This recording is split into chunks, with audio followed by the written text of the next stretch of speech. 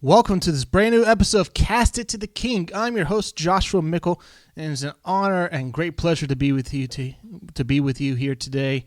And a lot's been happening in the last few weeks or so as we get crammed up, like ready to go for the NFL draft. The NBA season's winding to a close. Things are happening recently at CinemaCon, and we're going to highlight a few of those things talking about today. Want to touch right off the top here is that some of the storms that have been happening here around the Mid-South, Arkansas, some parts of Memphis, everywhere else in our Mid-South area, also north of us in Missouri and Indiana, that's felt these last gushes of heavy thunderstorms. Thoughts and prayers out to you as always, and always for you watching. You stay safe out there, no matter what you may believe or you pessimistic like I am sometimes with the weather sometimes. So just be safe and always make the right choices out there. All right. The first thing off the top, Superman is a upcoming DC film that recently got buzz from James Gunn at CinemaCon, and just a few days ago, he released, yesterday, he released online a sneak peek of the first 5 minutes. A sneak peek 5 minutes of his new film, Superman. DC Studios' first entry in their new DC cinematic universe. Just to get out of the way, it's just basically an expansion of the first trailer, like over glorified with the first trailer. But what they showed revealed some very interesting things. For example, they show us great glimpses of Crypto, the super dog, and as a avid dog lover, as an avid dog owner, I can verify to you with a thumbs up that is exactly the type of reaction that every human being has with their dog, every dog owner has with their dog. Like, you want them, if you're like, they're always like, especially the untrained ones, you call them, they want to run up to you, they want to pound on you, they want to hug on you, they want to play with you. It's like, play with me. And Superman's like, no, I'm hurt. Stop it. I'm hurt. I need you to help me. And then we got the Force. Now, when they first said they're going to reintroduce the Fortress of Solitude for Superman, I thought to myself, how are you going to do this per se, and this like realistic sort of way that you could in this new retelling of Superman? They show it right away of how they explain like why no one can find it. Apparently, it comes up from out of the ground. It just it was really cool to see visually. I would love to see that on an IMAX screen. And then you have the 4 robots, and right away they show with this 5-minute teaser that this is going to take a little bit of a cue from James Gunn's previous entries in the MCU with the Guardians of the Galaxy, with a mix of humor, which is never a bad thing, because even the greatest Batman film of all time, The Dark Knight, had hints of humor in it. So let's not kid ourselves here about DC being oh so serious, oh so dark. No, you got to have those funny moments in there. And then you had, in this teaser, you had the 4 Kryptonian robots. And then Superman's like, thank you. No need to thank us, sir. We can't feel any emotion, so whatever you say won't have any effect on us at all. We are here to serve your every need. And how they went about to heal him is pretty... It was pretty in line. It's straight out of the comics, too. It's straight out of the comics, I won't lie. It's something where it's like, okay, how does Superman heal up so fast? We know it's from the sun when he gets super exposed to it. But what if he's injured? He can't fly up to space and like soak in the sun from outer space. Let's have vintage like magnifying glass layers amplifying the sun right there in his little medic chair. And that's just basically that with the rest of the trailer. It's like an over expansion of the first trailer that we got, and the score is bloody fantastic. Hats off.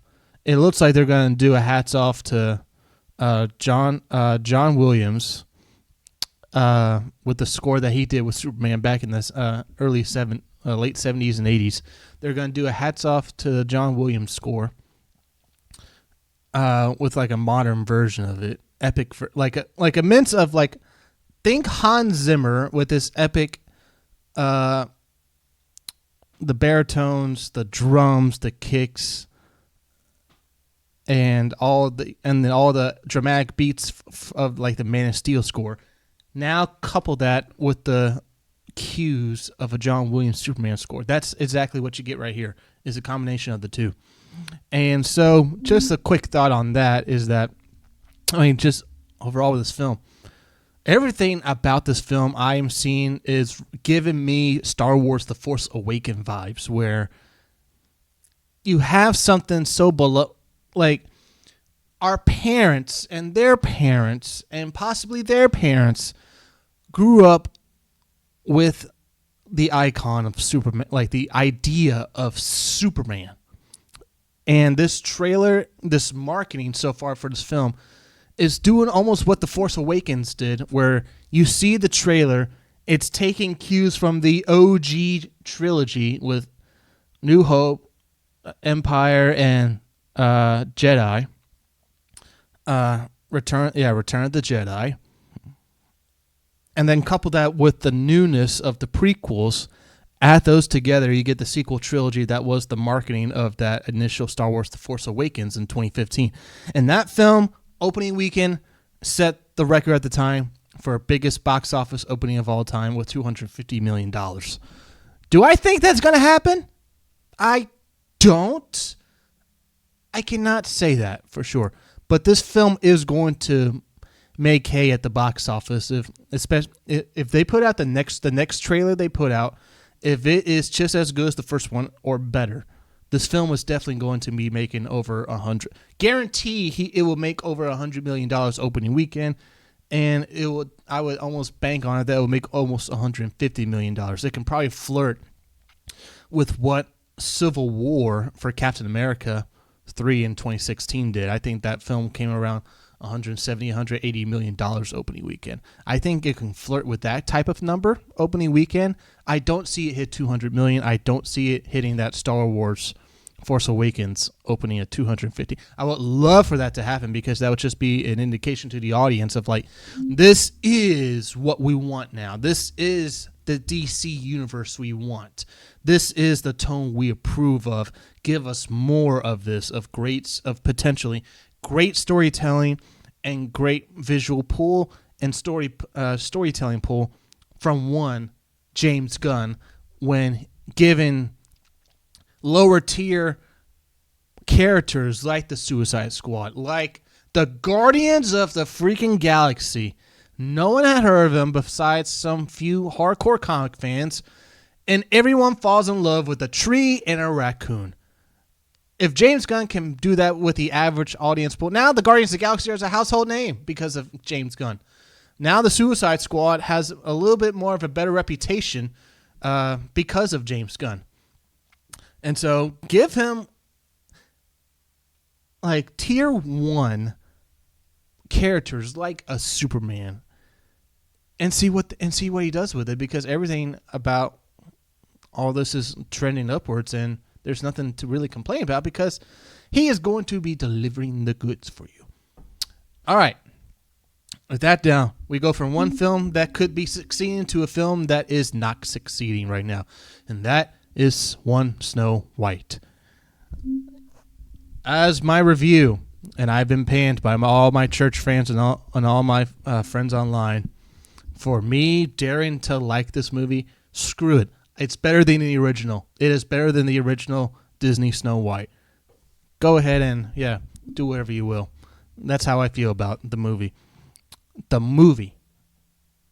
Behind the scenes, though, externally, this film is tanking like there ain't no tomorrow. This film is going to be costing Disney reportedly an upwards of $350 million bloodbath loss financially for them. And this film costs over $250 million to make. And you look at what happened with with why it cost that much, as I described in the last episode. I'll reiterate that again. Reiterate it again. They had an initial vision for the movie. They test screened it. Bob Iger comes in finally as the CEO, returned as the CEO of Disney. He sees the initial cut. He says, "Scrap it. Bring in the actual dwarfs and the actual movie that wasn't in the first initial script. Let's not cast dwarfs like dwarf people. Let's make it all CGI." And while at the same time, there's nothing you can do about Rachel Zegler or anything else that's happened behind the scenes with her political staunches of what she says to the public, because everything that has happened off screen is now proving with the numbers that it is hurting with Disney's bottom line. And I think James Gunn with DC, I think with Marvel, most of the time with Marvel, keep politics out of your stuff.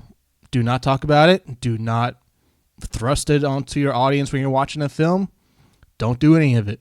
You just talk about the movie itself. Talk about the movie itself. Like Chris Evans and Mark Ruffalo are great examples of, they portray a character on screen, and during the marketing of said film, they don't let their views alienate the audience. But we know where they stand politically, but that doesn't hamper the film, because they're not demonizing the audience that they are trying to attract to. Now, Chris Evans had a little bit of a coming back to Jesus moment when he deviated from that with the Lightyear film that he did, going like alienating a segment of the audience. And that film bombed at the box office. So, I mean, that film overall, first half was good, second half fell off a cliff. But we know the formula now, and for making movies now. Do not alienate your audience or potential audience. It doesn't work whatsoever. And then another message about this film that needs to be making way about this film not doing well at the box office is that the public is about to be having their back snapped in frustration of how many times in a row can you be remaking things that you have in your arsenal. Snow White is not just another Disney remake. This is yet another Snow White movie. We've had in a bevy of Snow White movies. This is not just another Disney remake. This is of the few I can think of. We had Mirror Mirror. We had the two Huntsman movies. We've had a couple of TV adaptations from ABC. And a few others. Well, before then, about Snow White in general. And then Disney comes along with yet another drop in the bucket of, here's another Snow White movie. It's our remake. It's nothing like the others. But the audience doesn't view it that way. The audience viewed this one, for the reason this movie fails, that this Snow White movie is yet another version of Snow White. Now, the audience can handle MCU Spider-Man, Miles Morales Spider-Man. Two different things going on. The audience will never accept reboot of Spider-Man here, reboot of Spider-Man here, reboot of Spider-Man here, reboot of Spider-Man here, reboot of Spider-Man here, all with the same all with the same character of Peter Parker, all like a few origin stories the same, some are different, but it's still the same Spider-Man Peter Parker done by different studios. The audience will wise up and say, no mas, no more. Do not do that. Do something original. And that's the other thing. Do something original. Why do you think Disney is so successful in the first place?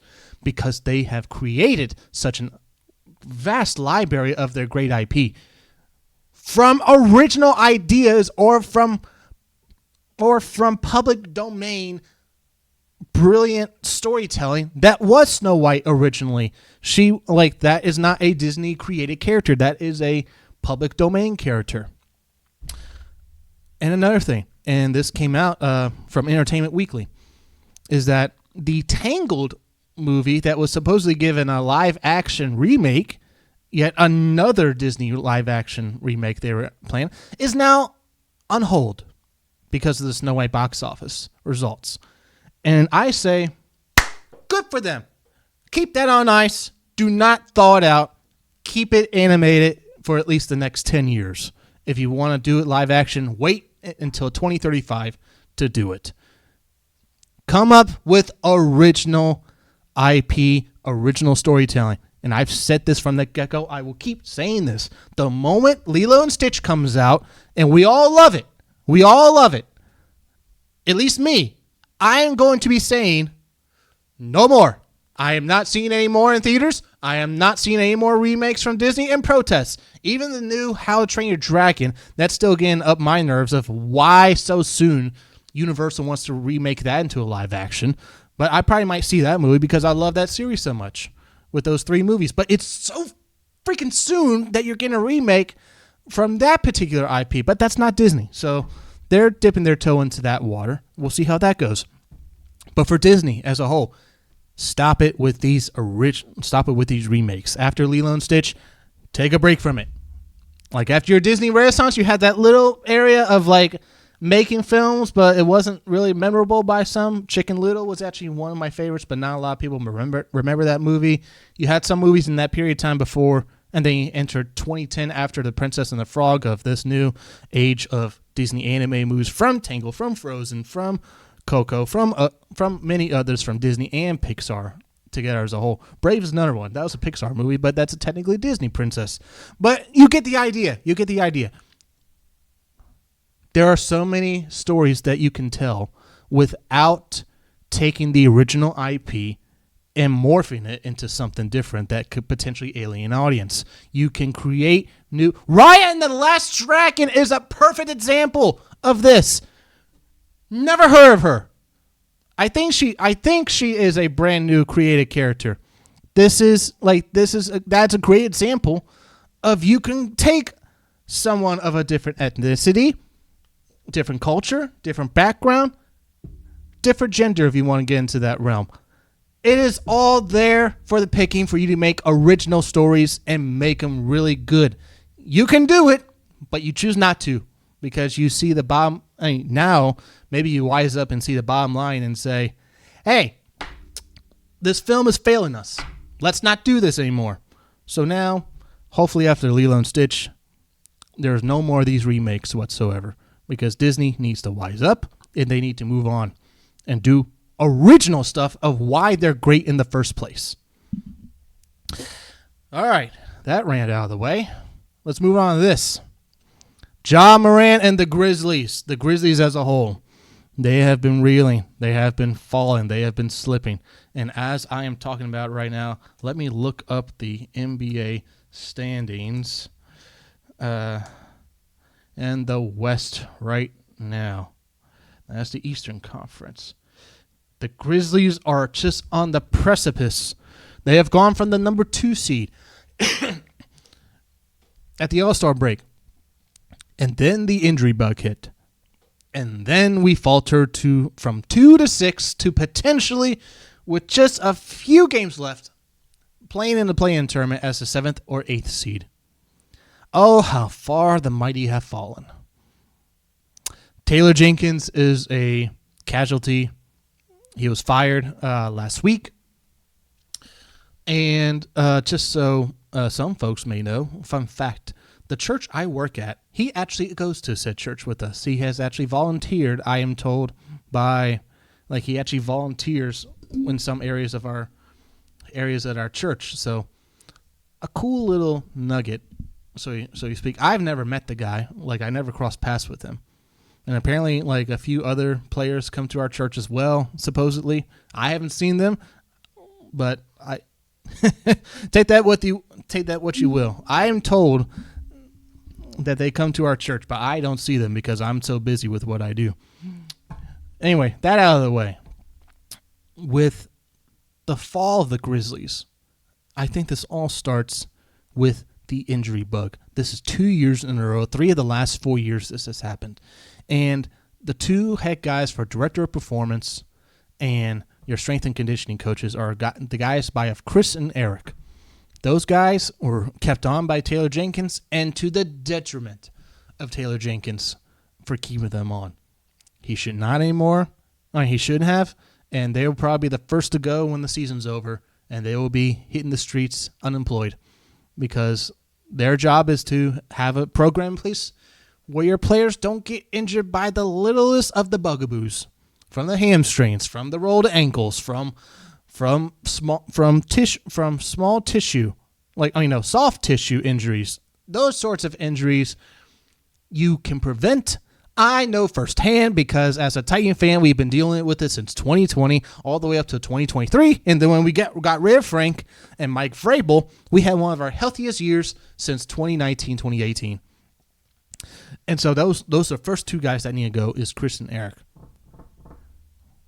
Ja Morant, and he's supposedly in a crosshairs of the NBA once again of also brandishing like celebratory like gun gestures per se.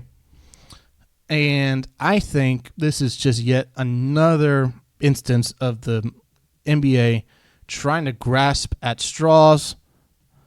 They're trying to grasp at straws with Ja Morant. It's like, oh, he got in trouble with a gun on Instagram twice.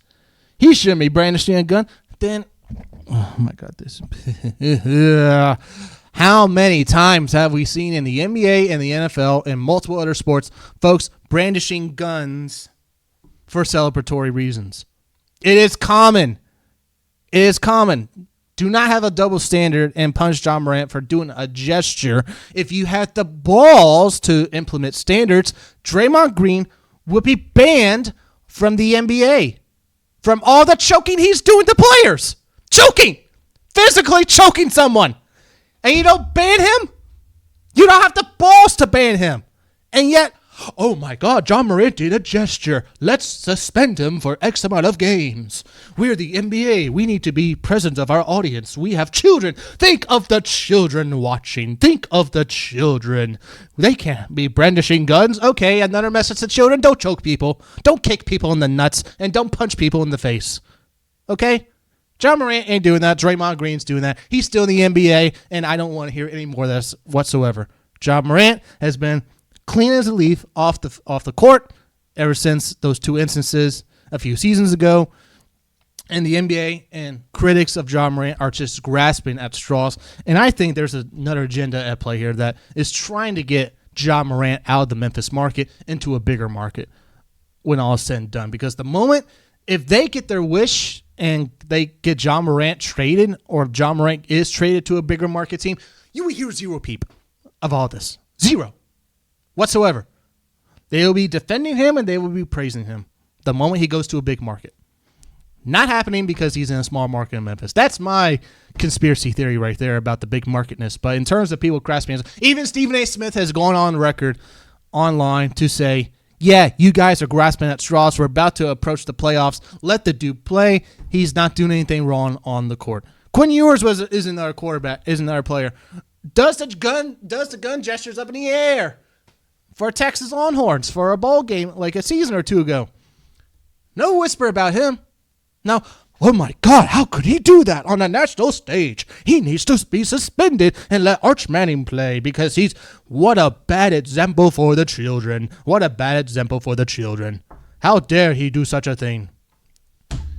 Y'all need to take a chill pill with all this, and y'all just grasping at straws that you can just kick rocks, I tell you. Just kick rocks. All right. With that down, speaking of grasping at straws, we're on a roll here with like one topic going to another. Grasping at straws is some of these folks online still won't give up the fact that Titans are going to be drafting Cam Ward first overall. And the latest example comes from a fellow off of Rich Eisen's podcast. And then also a few others have been floating online. It's like, could the Browns trade up to number 1 overall? It's never happened before. The Browns have never traded. It's never happened in the history of the NFL where number 2 trades to number 1. What would the price of that be? Oh, it's just in the Titans like 2 third-round picks. It's just one spot. The Titans should just move one spot. They don't need what. Just send 2 third-round picks. They won't care. That is not what the situation is. The Titans have said it through their actions and their moves this offseason. They want a Bears-Panthers type of haul if you want them to move from their number one spot. And Bleacher Report and Bleacher Report and Yahoo News has come out there, and it hasn't been debunked, that the Titans want 3 future first-round picks. Okay. You want to start the conversation, Browns? You want to start the conversation tonight? Put on the table 3 future first-round picks. Give us 2026, 2027, 2028. Go ahead. You want the first overall pick? You think Cam Ward is a potential franchise quarterback? Go ahead. Just to start the conversation, we want 3 future first-round picks on the table. 3. Oh, you're not that. Oh, you won't do it? Okay, you're not that serious. Okay, go back over to your organizations and don't call us again until you're serious. You get a phone call later. Are you still not going to budge on your first round picks? Are you still not going to budge? Yes, we're not going to budge. We're not going to budge. You want the first overall pick? Give us 3 first round picks. 3, just to start the conversation. Just to start. 3 future firsts and maybe a few mid-round picks here and there. And maybe, if you want just 2, give us a starting caliber player that you're willing to give up.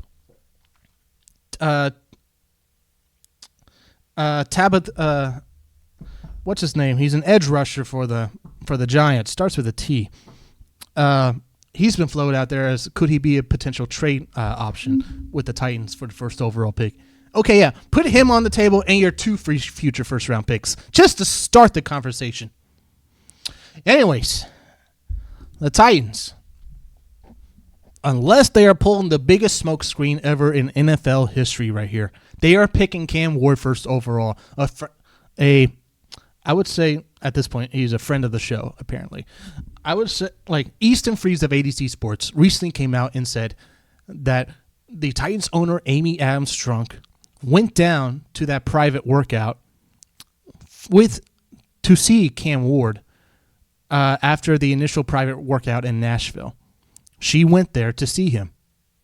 Now, the last time that happened was apparently she went to see Jeff Simmons in 2019 before we drafted him. And that was the indication, and look at history, we did draft Jeff Simmons in the middle of the first round or late first round, like middle-ish late first round. Drafted Jeff Simmons. Our owner has been in hibernation. She has not done a whisper this offseason. She has not been seen. She is in her Houston cocoon. And then we hear word of her that, oh yeah, she flew down to Miami to see Cam Ward for their private workout with the Titans. Why not? Why not? And as we are recording this today, Shedeur Sanders has his pro day on Friday today. As we are recording this, today's a Friday, and Shedeur Sanders has his pro day. I think this will be the biggest smokescreen in NFL history if we trade out of the pick and we ultimately land Shedeur Sanders. As someone that has been a staunch defender of Shedeur Sanders, if we could land Shedeur and get a bounty of picks for the first overall pick, I welcome it. I personally welcome it. But throughout this process, we have seen that Cam Ward has separated himself from the rest of the other quarterbacks in the NFL draft. He is the number 1 quarterback in this draft. And the Titans need a change. We need a quarterback. We cannot roll with Will Levis for another year in a row. And now the conversation has turned to, at least in the Titans circles, because we know common sense right now. Cam Ward's going first overall, barring some kingdom trade that we get from another team. The thing now that we should be talking about is who or what are the Titans going to do with that 35th pick, their first pick in the second round? What are they going to do there? Are they going to trade out? Are they going to pick someone that's there? The only one, in my eyes, that if this player falls out of the first round and he's right there at pick 35, the only reason we are talking about trading back is because we don't have a third round pick. theoretically, you trade out of your second round pick, you get a second, and then you get that team's third round pick or next year's third round pick, for all I know. The one player that if he is on the board at 35, you run to the podium and hand Commissioner Roger Goodell his name and the school of who you're taking. And that player is Luther Burden III, wide receiver out of Missouri. This guy last year was pre-early mocks had him in the top 15 of this year's draft last year. Now, I know the caveat is that, Carson Beck was the first overall great quarterback before last year happened, and then look what happened to him. True. Yeah, that happened. But then last year ended, and he was still as top 5 wide receivers overall, at least edging out everyone else in the top 5 overall in the for the players at wide receiver coming out of college for this year's draft. Now, something has happened. I don't know what it is. This player has seen a decline of some sort. I don't know where to pinpoint it of why he's declining why he's falling out of the first round. But this guy has first round grade written all over him. He is a first round grade, and you pair him with a Cam Ward, a potential first-round pick player you get in the second round, and you pair him with your new franchise quarterback, it's over. It's over. Any headache of not having a third-round pick, to me, will be quelched because you have essentially 2 first-round picks right there. The idea of not having a third-round pick if you get Luther Burden, to me, quelches any worries and fears because you essentially have a first-round quarterback and a first-round wide receiver with your first 2 picks. There. Done. Wait until the 4th round where you have a bevy of picks and do what you need to do with there in this deep, deep class of edge rushers that you can still grab one in the 4th round or package a 4th-round pick or 2 and then one of your 5ths that you just got from Dallas and swing back into the first round. Swing back into the 3rd round and get your 3rd round pick that way. I think this draft can't come any sooner because every day that goes by, a new scoop, a new rumor comes out of, the Titans are looking for a trade. They're not intrigued by Cam Ward, and they are ignoring the local outlets here in Nashville. They are ignoring the local outlets of what they're saying. Diane Rossini, famously a Mike Vrabel puppet of The Athletic, recently was apparently on a podcast saying, the Titans would like to trade out of their pick. Based off of what? What do you base that off of? I don't know. I just spoke with some people that say they would like to trade out of the first overall pick. Yeah, we would like to trade out of the first overall pick if someone gave us a crap load of picks with those 3 firsts. Yeah, you accelerate your rebuild, or you have the luxury of saying, with our 3 future first-round picks, we can package that to any team in the next year or so and get their first overall pick, and we get our quarterback of choice in 2026. Whether that's Arch Manning, I doubt it because it looks like with NIL, he's not going to be a quarterback coming out of the draft until 2027. That being said, though, Cam Ward is the guy. Now it's just a matter of what jersey number is he going to wear and what are we doing with our second-round pick. All right. With that down, we got a few more to crank out here, and that's this. Daredevil Born Again continues to be the show to watch. Holy cow. This show has suspense. It's brutal. This is, at least of the Disney Plus Marvel shows, this is easily tops. Easily. And we're not even done yet. We got 2 more episodes left in the series, in the first season. And they're now shooting season 2 as we speak. And if you look at some photos online, he's wearing the famous costume where he has the double D's on his chest. So finally, after 4 seasons of Daredevil, in season 5, we will get a proper Daredevil costume with the double D on his chest. So fun fact right there for you. It'll be until like the 5th Daredevil season we get a comic close related costume with Daredevil. The dynamics between like the parallels, like behind me, like they have marketed everything with this show of like split down the middle, Kingpin and Daredevil, Wilson Fisk, Matt Murdock. The duality of this show is some of the best storytelling I've seen in television, to my extent. This has drama written all over it.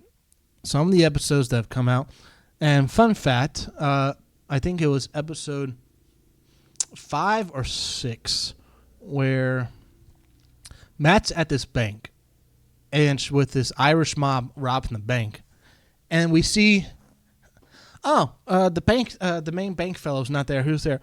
Hey, it's Miss Marvel's dad.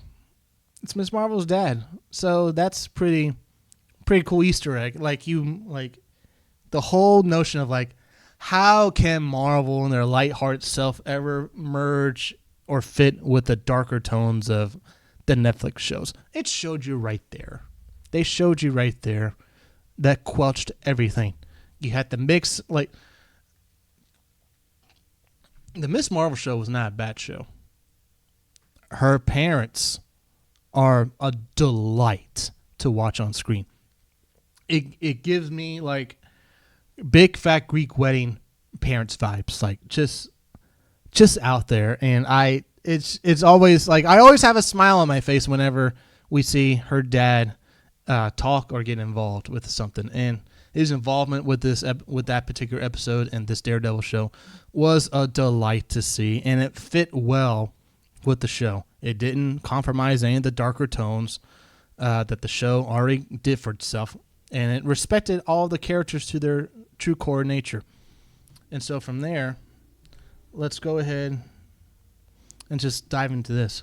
The villain of Muse is one of the creepiest, one of the most deranged type of villains I think we've seen in this MCU to date. And I am not convinced, without trying to spoil it, I don't think we've seen the last of him after episode, where we 7? 6 or 7. Yeah. I don't think we've seen the last of him in the show. Even though there's something that happened to him in episode 7, which kind of it shocked me. I'm like, wow, they did that. Oh, okay. Okay. Where's this going? Okay. I don't think we've seen the last of him. Unless they are pulling off like a really, really deep deviation away from his comic lore.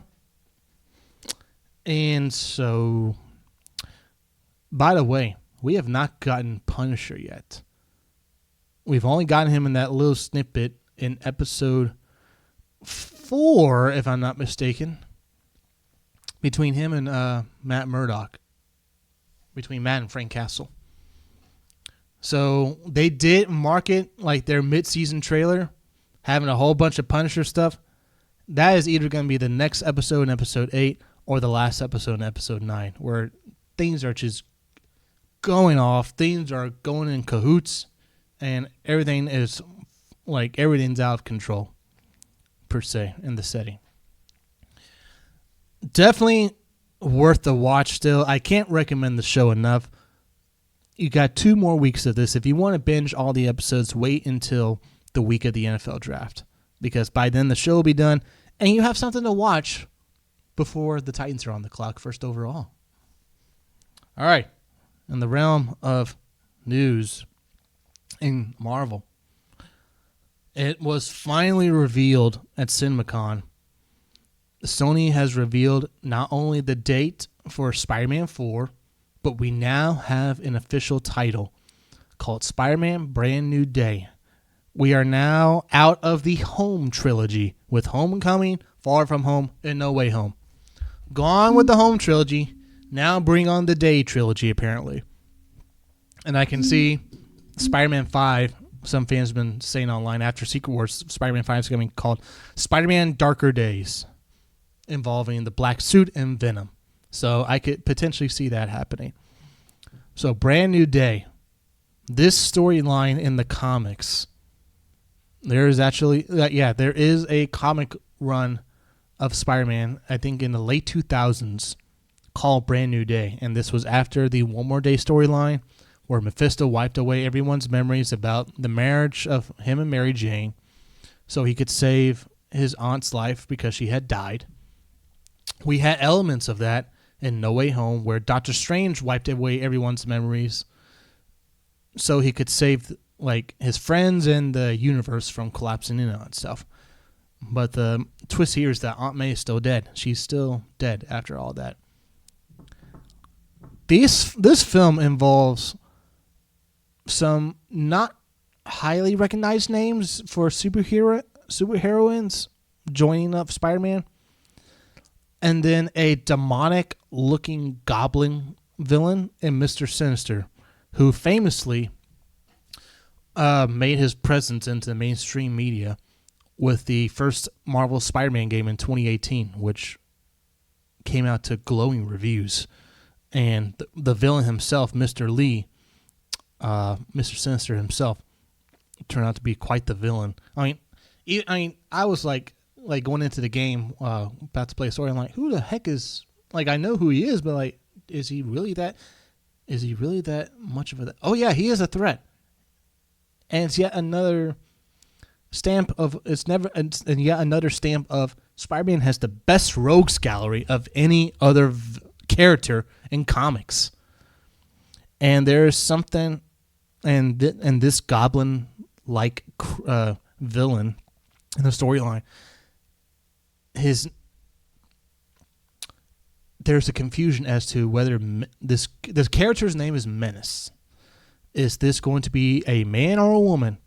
Because initially it was a man, and then it was revealed that it was a woman pulling off a facade as a man in the comics. And there are some interesting photos, per se, of what this would look like on screen. And this would be some of the most creepy looking things if they ever pull it off right out of the comics. I don't think they're going to do that. I think they're going to do a variation of something. And then there's also something in that line with Menace called the Goblin Underground, where we've already had a Green Goblin, we've already had a Hobgoblin, we've already had Harry Osborn as the Green Goblin. None of that is in the MCU, barring the outsideness that is the multiverse. We're talking about strictly Spider-Man's world with the Avengers that we know it, which is the Marvel 616. There has been no inkling of a goblin-related thing. Now, maybe, and I brought this up on social media in 2021, there is this ball, like pumpkin bomb type of device that they use in Falcon and Winter Soldier, and I thought maybe that could be a pumpkin bomb right there with that kind of tech and the way it looked and the way it reacted. Maybe that could be something that could be used down the line. Sort of like, if you remember, like, how could Chameleon be in the MCU if they were to bring such a villain into fray? And they actually showed it off potentially in, if you remember, in Captain America, the Winter Soldier, where Black Widow is with her, like, is disguised as one of the board members of, like, Hydra/S.H.I.E.L.D. And then she reveals that she's wearing, like, some sort of digital face mask of sorts. To where that could be the route they go with Chameleon if they want to tie it in that way. But that's a whole other story. We don't know if Chameleon's even. We don't know who the villains are going to be.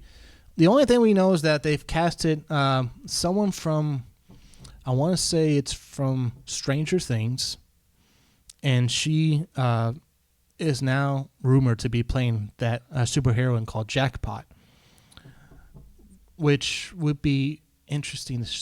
Now, could she pull off Menace? I think maybe she could. I mean, that's Menace. The character Menace is such a wild card for if Marvel really does a straight up adaptation of Brand New Day. Because we've seen before, Marvel will use names of great storylines in the comics. They'll take elements of said storyline in the comics, but they won't do a straight up retelling of that. They'll say, here's some elements of One More Day and No Way Home. Here's some elements from the Infinity Saga and the Infinity Gauntlet storylines in Avengers Infinity War and Avengers Endgame. Here's some elements from the Civil War arc we're going to now put in the Captain America 3 movie. It's not straight up retellings of the comics. It's borrowing elements from said comics, and then they morph into their own story.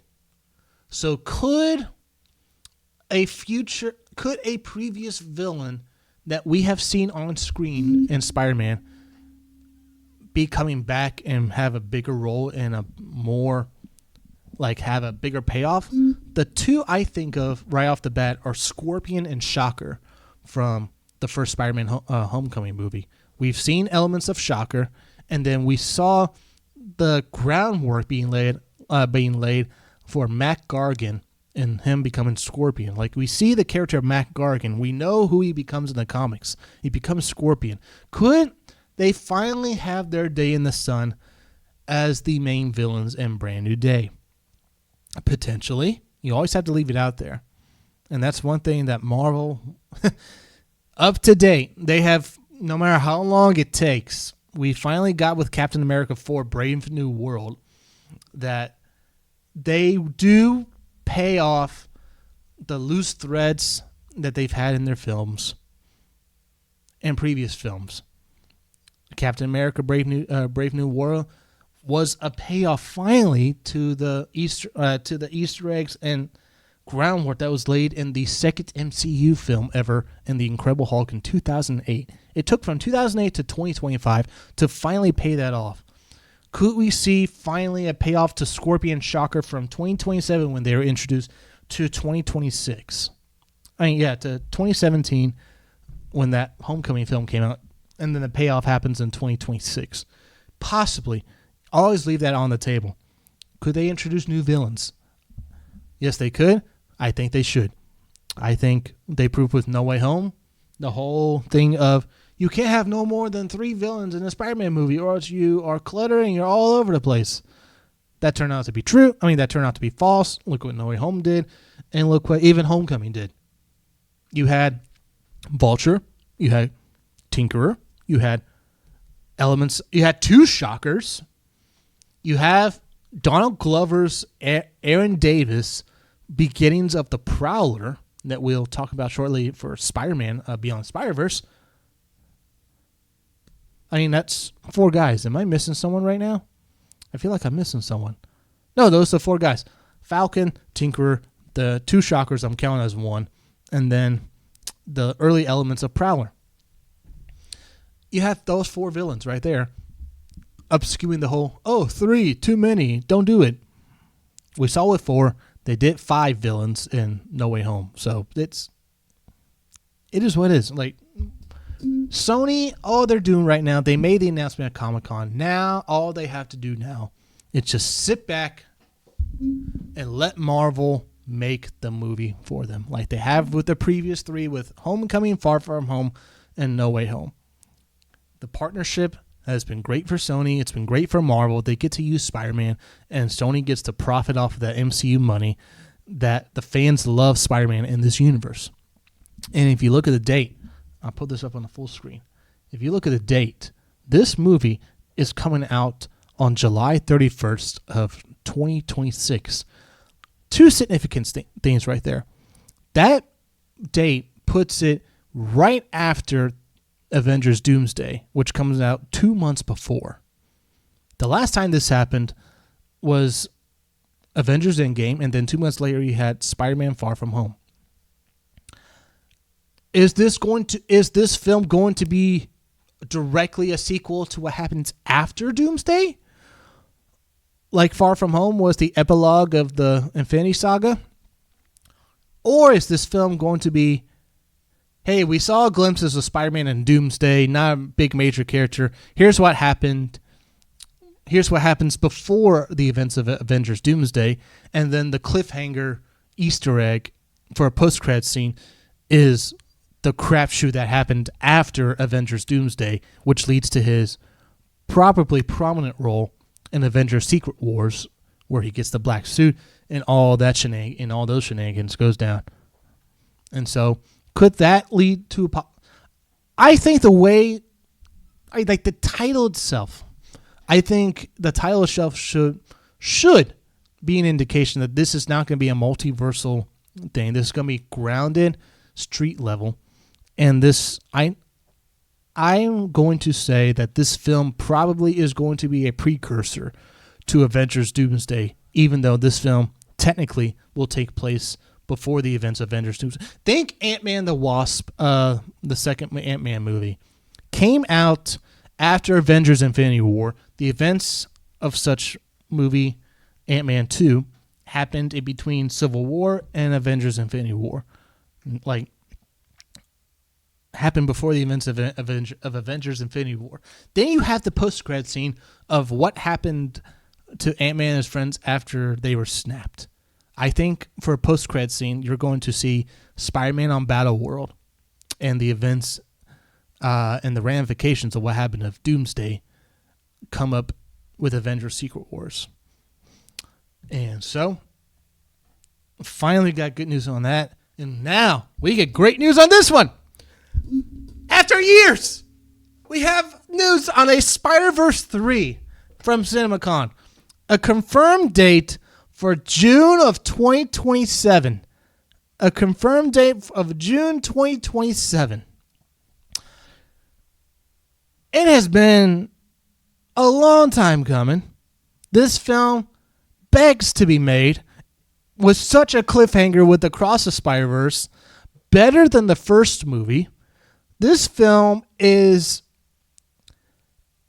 like, of all the behind the scenes of like all the animators have been like working overtime, like barely had any breaks. Okay, this film was supposed to come out in 2024 last year. It didn't. It got pushed back and pushed back and pushed back. I think, again, I don't work in the animation department, but I would think 2023 to 2027 is enough time to make a movie, especially an animated one.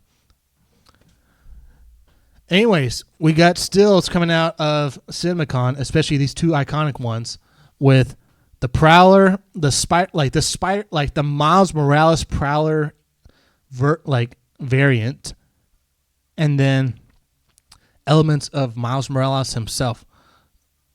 And just these stills are just, I mean, what kind of animation have we seen with this kind of artwork? Like, just take what you will, take the storyline, take the comic Spider-Man stuff out of it. The artwork alone for these three movies, it's looking like for 3 straight movies with Into, Across, and Beyond. These movies have spectacular artwork that needs to be appreciated in film fandom. Like, the artwork that goes into these movies for the Spider-Verse movies is something we've never seen before on a grand level. And so they've confirmed that Prowler Morales is going to be a thing. We get glimpses of Gwen Stacy and Miles Morales. We get confirmation from Phil Lord and Chris Miller that the Spot is still going to be a prominent villain in the third movie, which he better be based on what you did with the last movie with the cliffhanger. Do not pull a Halo 5 where you have the cliffhanger and then the next one comes out. It's like, oh, all that already happened off screen. Go read the book of what happened. Go read the comics of what happened before you watch this movie. Do not pull a Halo 5 into Halo 6 situation here, or else you will get hammered by the fans and screwed over. The fans will be screwed over if that happens, but that's not going to happen, I don't think. And another thing that came out is that also the Rat Tat team of Spider-Man variants that happened at the end of Across Spider-Verse, they get Miles and they help him out, save his family, while the other Spider Society with Miguel, with Spider-Man 2099, are going to be after him. While in the background, No one's focusing on Spot, apparently. So how that intertwines with the story is going to be interesting to unfold. And what happens after this movie? Because this movie, they said, is the finale, is the conclusion to their Spider-Verse trilogy. And there have been rumblings that Sony wants to do a live-action Miles Morales. They could, if they wanted to. I don't see why not. Marvel couldn't stop them because Sony owns the rights. And with the whole, do you do a Miles Morales, should you do a Miles Morales live action movie? The answer to that is yes. Then the next question is it separate from the MCU, or do you interweave that with the MCU? Marvel is not wasting any time, apparently. They've already laid 2 Easter eggs. They've already laid the groundwork for Miles Morales to show up in the MCU. We showed it with his uncle, with Aaron Davis, in Homecoming. And that paid off in an Easter egg in and of itself with Aaron Davis, Don Glover's character, in costume and Across the Spider-Verse. We saw that come to fruition.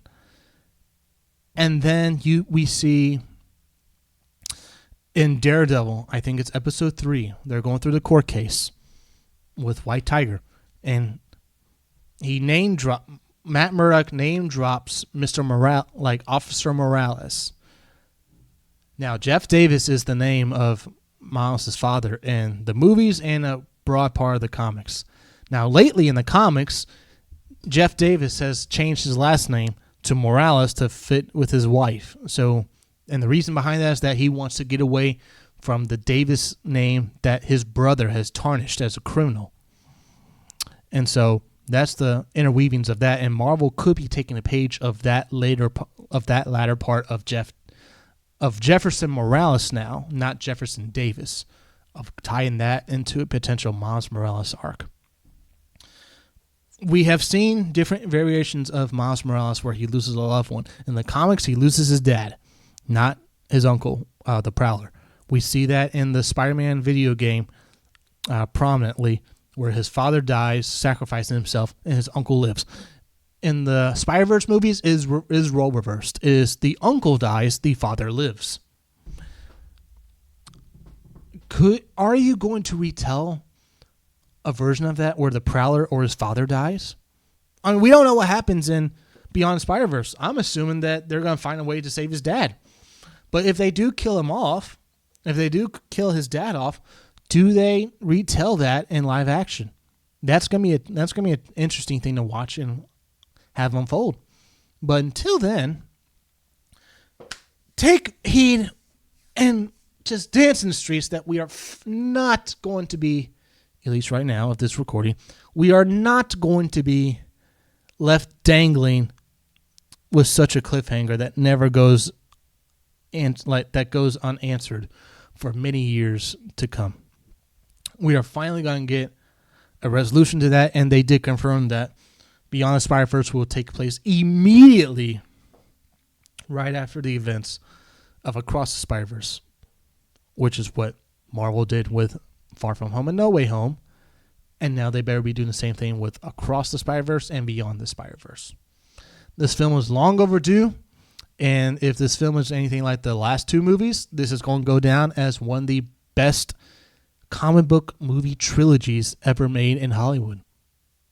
And so, we will close out the show with that. And thanks for tuning in. Be sure you comment on the video below. What do you think of the topics we talked about today? What do you think the reason is that the media just has this fetish of wanting the Titans to trade out their first round pick? And the Memphis Grizzlies, are they in danger of missing the playoffs altogether? Can they make it out of the play-in tournament if they fall to the 7th seed or below?